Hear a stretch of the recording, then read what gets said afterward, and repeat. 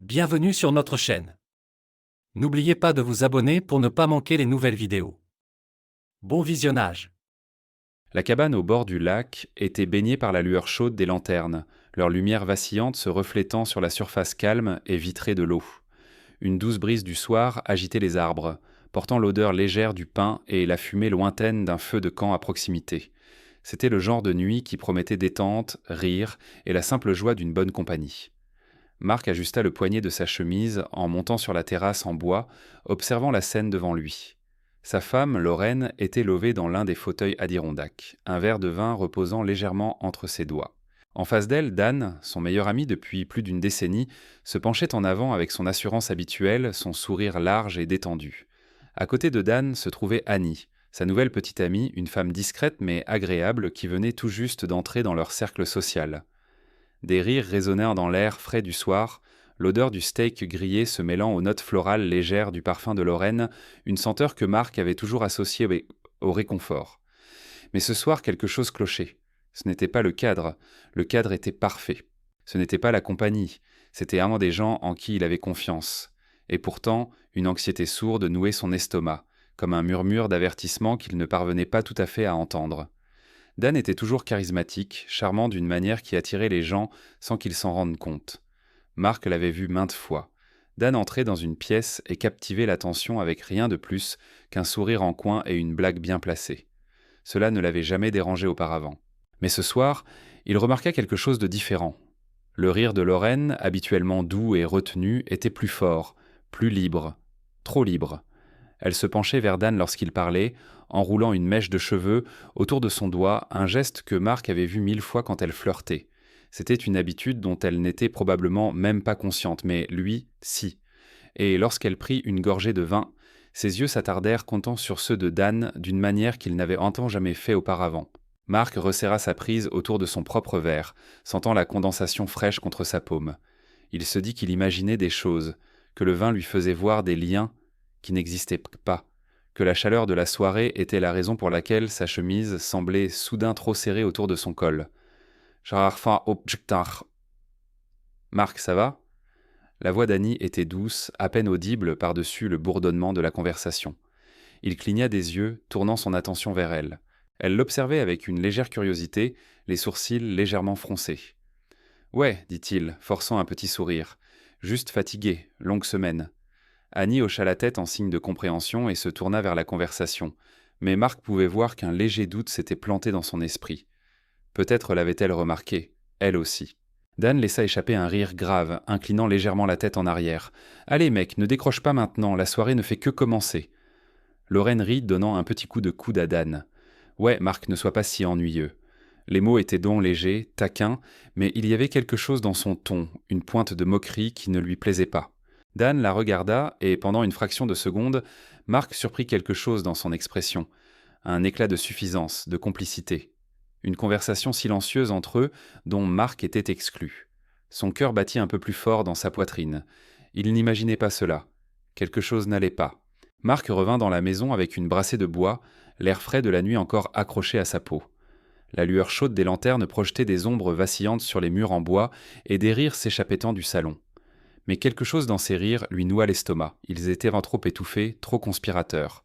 Il entra sans faire de bruit.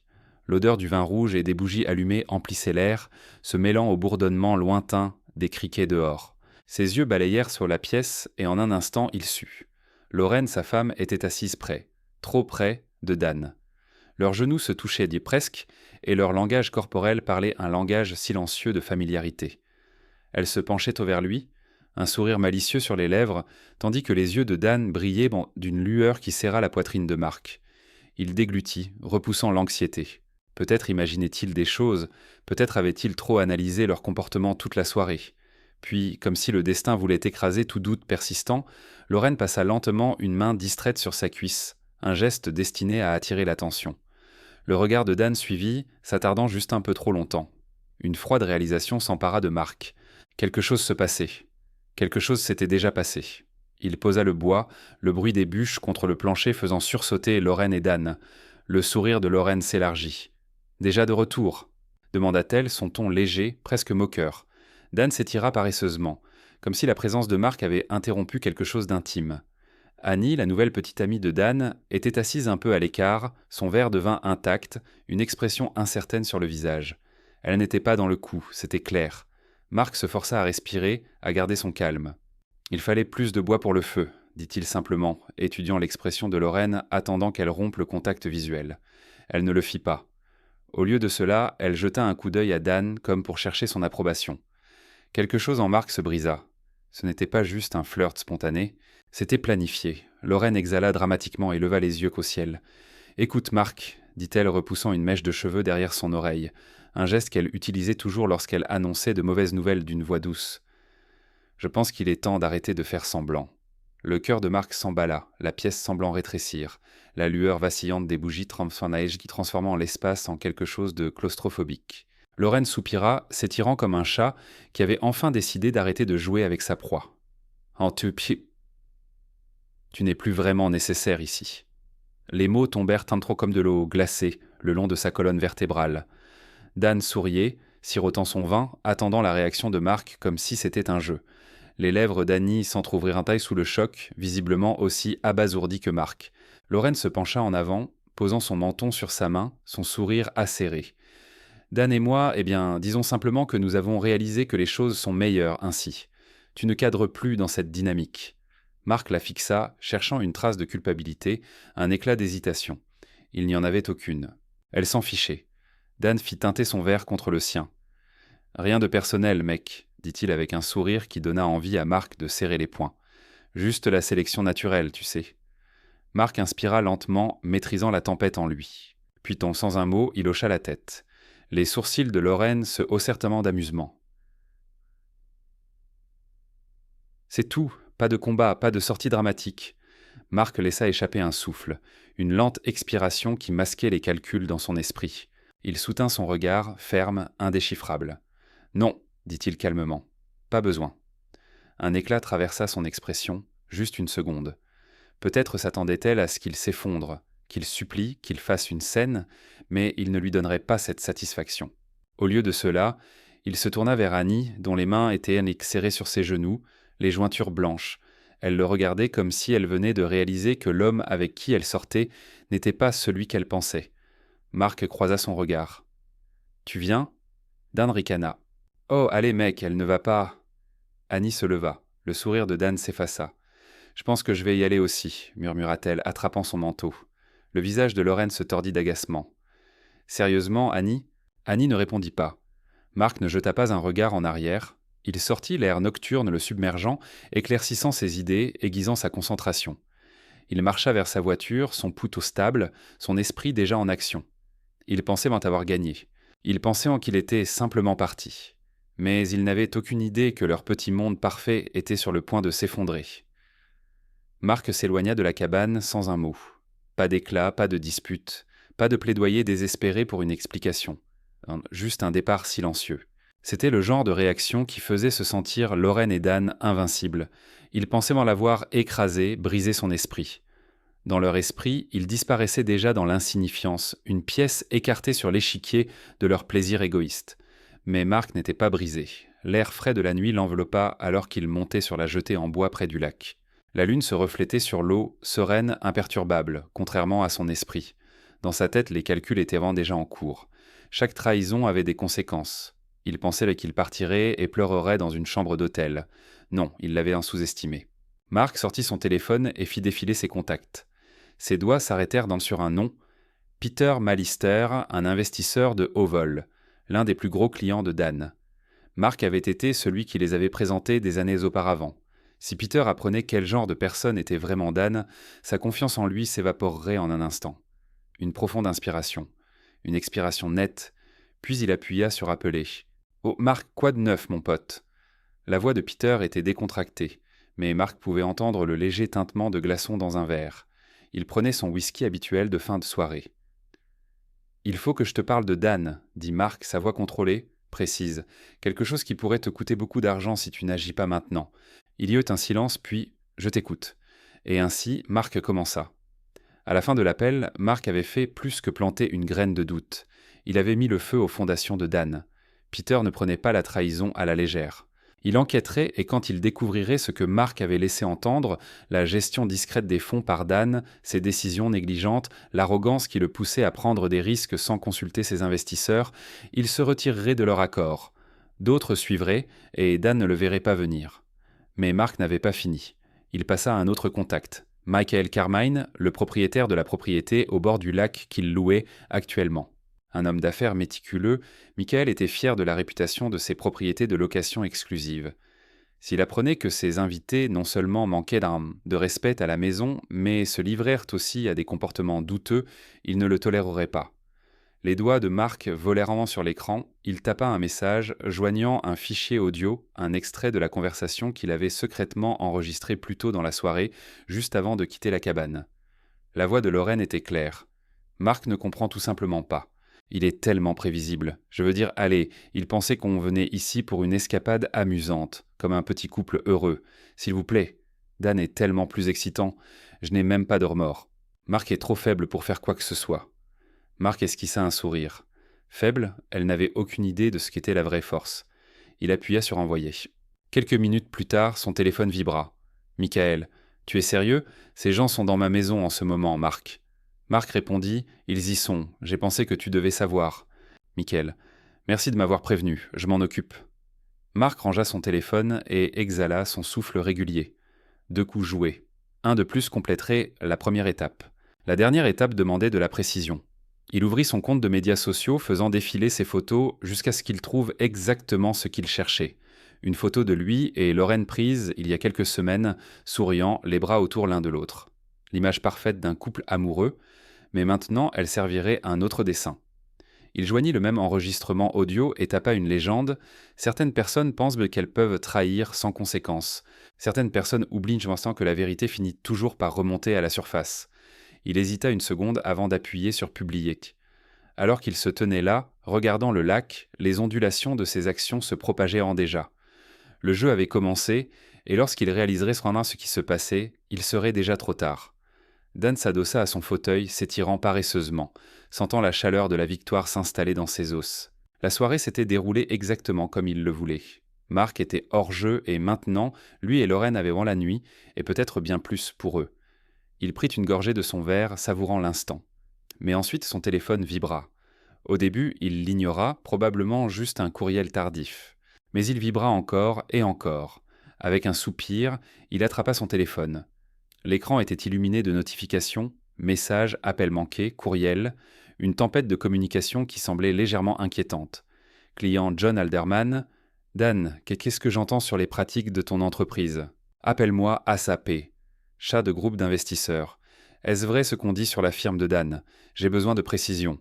Si c'est exact, nous devrions reconsidérer notre position. » Dan fronça les sourcils, son estomac se noua. « C'est quoi ce bordel ?» murmura-t-il, déverrouillant son téléphone. Il fit défiler ses courriels, son front se plissant davantage à chaque seconde. Quelque chose se passait. Quelque chose de gros. Il cliqua sur un lien envoyé par un client. Cela ouvrit une discussion sur un forum d'affaires. Mais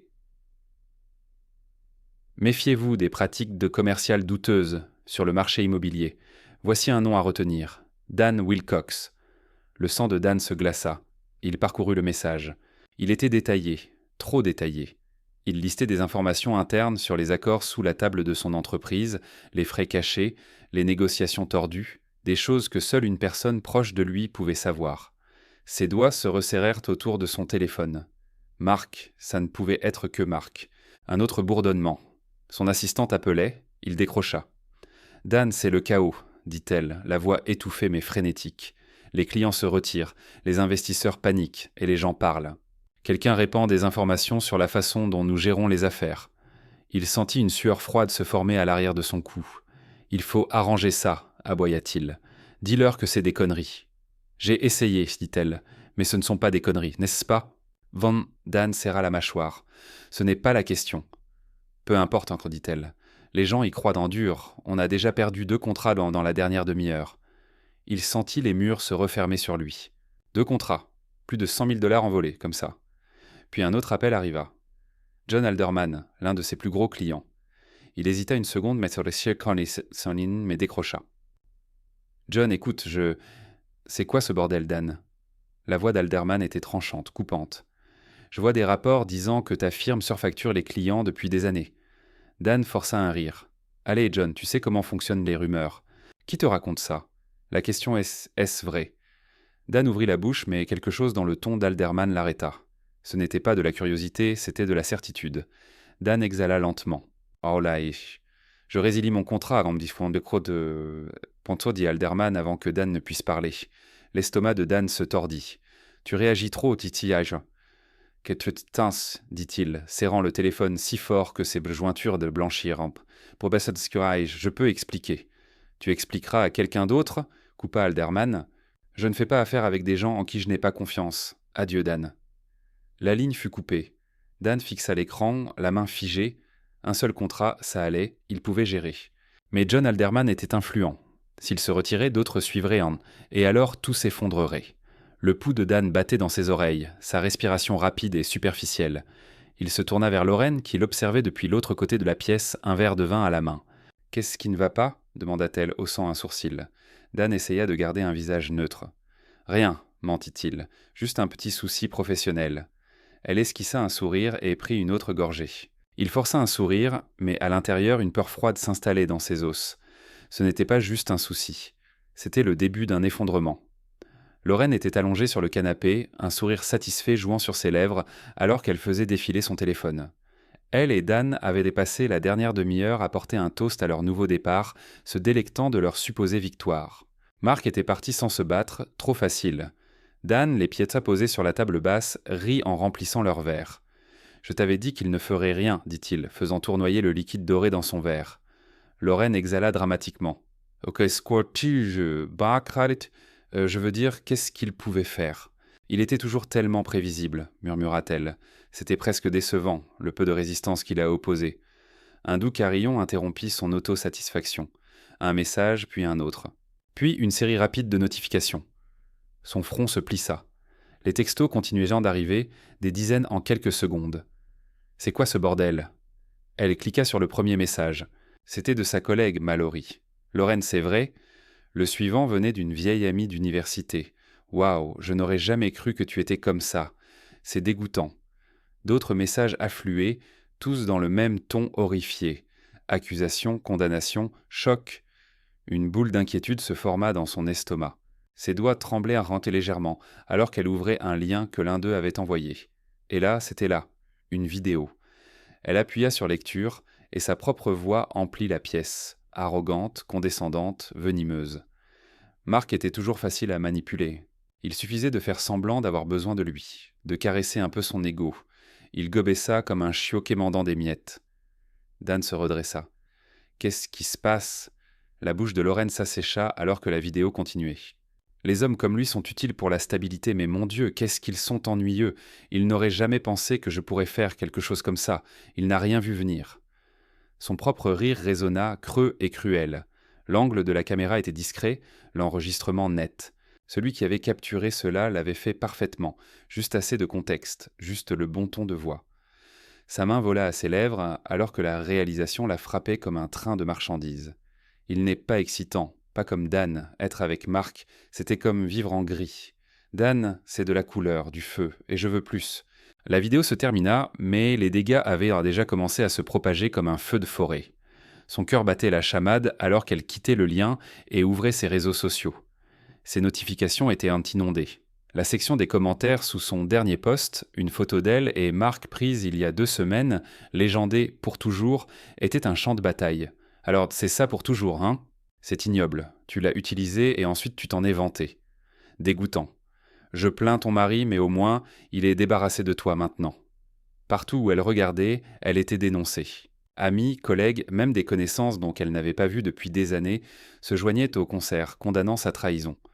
Le téléphone de Dan vibra ensuite. Il le prit et son expression se durcit. « Merde », murmura-t-il, faisant défiler rapidement. Les yeux de Lorraine se tournèrent vers lui. « Quoi ?» Dan serra la mâchoire. « Quelqu'un l'a posté dans un groupe professionnel dont je fais partie. Mon nom est partout dans les commentaires. » La respiration de Lorraine se bloqua. « Non, non, non, non. Ce n'était pas censé se passer comme ça. Ils étaient censés célébrer. Marc était censé lécher ses plaies quelque part, oublié et impuissant. Au lieu de cela, leur monde prenait feu. Les mains de Lorraine étaient moites alors qu'elle faisait défiler, essayant de trouver un moyen de limiter les dégâts. Peut-être pouvait-elle dire que c'était faux, que la vidéo avait été sortie de son contexte, que quelqu'un l'avait truquée. Mais la vérité était trop claire, les mots trop accablants. Son pouls rugissait dans ses oreilles alors qu'elle repéra un nouveau commentaire en haut de la discussion. C'était de Marc. Une seule ligne. « J'espère que vous deux apprécierez votre nouvelle liberté. On dirait que vous êtes les seuls qui restent. » Une lente réalisation s'installa dans ses os. Ce n'était pas juste une réprimande publique. Ce n'était pas juste des ragots. Marc avait planifié cela. Il l'avait laissé marcher droit dans le feu et maintenant, il n'y avait pas d'issue. L'air nocturne était épais, chargé de l'odeur du pain et du crépitement lointain d'un feu mourant. À l'intérieur de la chaleureuse maison au bord du lac, l'ambiance avait radicalement changé. L'atmosphère autrefois animée, remplie de rire et d'autosatisfaction, s'était aigrie en quelque chose d'autre. Une tension épaisse et suffocante qui enveloppait la pièce comme un nœud coulant se resserrant à chaque seconde. Dan faisait les 100 pas, son téléphone serré dans sa paume moite, faisant défiler des messages et des courriels qui criaient tous la même chose. Catastrophe. Contrat résilié, partenariat retiré, questions d'investisseurs auxquelles il ne pouvait répondre. Son entreprise, sa réputation, toute son image soigneusement cultivée, s'effondraient sous ses yeux. Lorraine était assise sur le canapé, sa confiance habituellement impeccable montrant ses premières fissures. Son téléphone vibrait sans cesse, et chaque notification entamait un peu plus son contrôle. Des amis la ghostaient, des collègues la bloquaient, des messages de personnes qu'elle admirait étaient désormais empreints de dégoût. « Éteins ce truc », aboya Dan, le poids de son propre monde en ruine rendant son ton plus sec qu'il ne l'avait prévu. Lorraine lui lança un regard noir. « Ne commence pas avec moi. Je ne te vois pas réparer ça. » Mais avant que la dispute ne puisse dégénérer, un coup sec à la porte trancha le silence épais. Ils se figèrent. Un autre coup, plus fort, plus insistant. Dan s'avança et ouvrit la porte d'un coup sec, les nerfs à vif, son tempérament à peine maîtrisé. Là, sur le porche, éclairé par la lumière vacillante de la lampe, se tenait une femme qu'aucun d'eux ne reconnut. Mais l'officier en uniforme à ses côtés fit chuter leur estomac. « Bonsoir, dit la femme froidement, ses yeux perçants scrutant la scène avant de s'avancer. « Je suis Madame Caldwell. Je suis la propriétaire de cette propriété. » Lorraine cligna des yeux, son esprit cherchant frénétiquement une réponse. « Oh, bonsoir. Y a-t-il un problème ?» Les lèvres de Madame Caldwell se pressèrent en une ligne fine. « Beaucoup, en fait. J'ai reçu plusieurs plaintes ce soir. Violation de bruit, dommages à la propriété, perturbation de la paix. Et après avoir examiné certains messages et enregistrements préoccupants qui m'ont été envoyés, j'ai décidé... » Elle marqua une pause, laissant le poids de ses mots s'installer. « Votre séjour ici est terminé. » Un silence aussi épais que du goudron s'installa dans la pièce. Le visage de Lorraine pâlit. « Quoi ? Vous ne pouvez pas juste... »« Oh, je peux, » dit Madame Caldwell, son expression restant glaciale. « Le contrat que vous avez signé stipule explicitement que je peux mettre fin à votre séjour pour tout comportement qui perturbe la propriété ou les autres résidents. Vous en avez fait plus qu'assez. » Dan s'avança, sa voix teintée des derniers vestiges de son assurance. « Écoutez, c'est juste un malentendu. Peu importe ce que vous avez entendu. » L'officier à côté de Madame Caldwell leva une main, l'interrompant. « Monsieur, vous devez quitter les lieux maintenant. » La finalité dans son ton fit tressaillir l'estomac de Lorraine. Son esprit s'emballa. Ça n'arrivait pas. Pas à elle. Elle tenta une autre tactique, se tournant vers Madame Caldwell avec le même charme suave qu'elle avait utilisé 1000 fois auparavant. « Écoutez, je pense qu'on est parti du mauvais pied. Pourquoi ne pas s'asseoir, discuter de ça autour d'un verre ?» Mais Madame Caldwell haussa un sourcil, peu impressionnée. « Je ne négocie pas avec des gens qui traitent les autres comme vous le faites. » Dan jura dans sa barbe, passant une main dans ses cheveux. « C'est insensé. Vous nous mettez vraiment dehors maintenant, en pleine nuit ?» L'expression de Madame Caldwell ne vacilla pas. « Oui, rassemblez vos affaires. Je vous veux hors de ma propriété dans 10 minutes. » Le poids de ces mots s'abattit sur eux. Pas le temps de discuter, pas le temps de plaider. Juste une vérité froide et dure. Cet endroit, cette bulle temporaire de sécurité qu'ils avaient prise pour acquise, était finie. Lorraine se tourna vers Dan, sa voix tranchante de désespoir. « Francis, fais quelque chose. » La mâchoire de Dan se serra. Il n'avait plus rien à dire. Et ainsi, en silence, ils firent dans leur bagage. Chaque mouvement précipité était rempli d'une rage contenue, pas contre eux-mêmes, mais contre le monde qui osait se retourner contre eux. 10 minutes plus tard, ils se tenaient dehors, leurs valises jetées sans ménagement à leurs pieds. La nuit était devenue plus froide, et la réalisation de leur situation s'installa comme un poison rampant. Pas de maison, pas de plan, nulle part où aller. Lorsque la porte se referma derrière eux avec une finalité définitive, le son résonna dans le vide de leur défaite. Marc observait depuis le confort de sa voiture, garée à une distance sûre de la maison, au bord du lac désormais faiblement éclairé. L'air était chargé de l'odeur du pin et de la terre humide, le ululement lointain d'une chouette brisant le silence autrement parfait. À l'intérieur, il pouvait voir les silhouettes de Lorraine et d'Anne, deux figures faisant les 100 pas dans l'agitation, leurs mouvements erratiques, désespérés. Un sourire satisfait se dessina lentement sur son visage. La nuit ne s'était pas déroulée comme ils l'avaient imaginé. Ils avaient été si certains, si suffisants dans leur trahison, convaincus qu'ils s'éclipseraient, humiliés et brisés. Mais ils l'avaient fort sous-estimé. De son point de vue, il pouvait voir tout se défaire en temps réel. Quelques minutes plus tard, la porte s'ouvrit brusquement. Lorraine sortit en trombe, son manteau serré à la hâte autour de ses épaules, son téléphone collé à l'oreille. Dan suivit, traînant un sac de voyage à moitié zippé sur le porche en bois, son expression mêlant frustration et incrédulité. Les cris commencèrent avant même qu'ils n'atteignent l'allée. « Comment ça, tu ne peux pas venir nous chercher ?»« Frointe !»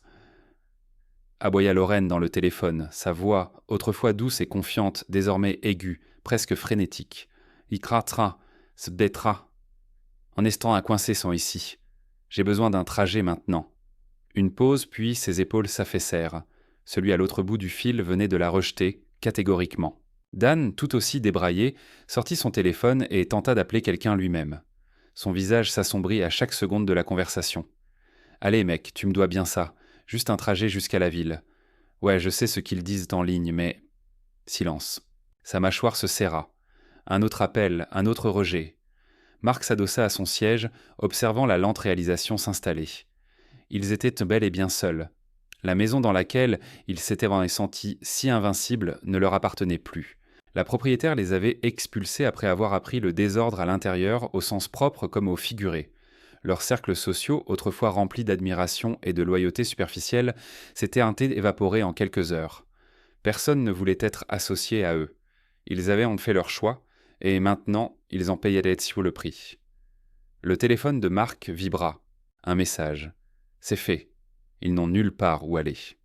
Il exhala lentement, la finalité de la situation l'envahissant. Il n'avait pas eu besoin de lever le petit doigt sur eux. Tout s'était effondré naturellement, pièce par pièce, comme un château de cartes, s'effondrant sous le poids de leur propre arrogance. Lorraine se tourna vers Dan, le visage déformé par la colère. « Tout ça, c'est ta faute !» cracha-t-elle, le poussant légèrement. « Tu disais que ce serait facile, tu disais qu'il partirait sans rien faire. » Dan recula, les yeux flamboyants de ressentiment. « Oh, alors maintenant, c'est ma faute ? C'est toi qui voulais ça, souviens-toi. Tu pensais que t'étais tellement plus maligne que lui. » Leur dispute dégénéra en un échange vicieux et désespéré, cris, accusations, mots aiguisés comme des poignards. Les fissures dans leur fragile alliance s'élargissèrent à chaque syllabe. Marc observait simplement. Ils lavaient l'eau en détruit pour leur propre amusement, pensant qu'ils s'en sortiraient indemnes, mais la trahison, comme toute monnaie, avait un coût et ce soir, ils payaient en chaque centime. Avec un dernier regard aux figures brisées dans son rétroviseur, il démarra le moteur. Le doux ronronnement de la voiture couvrit leur voix alors qu'ils s'éloignaient, les laissant derrière dans l'obscurité. Merci de regarder et n'oubliez pas de vous abonner pour ne pas manquer les nouvelles histoires.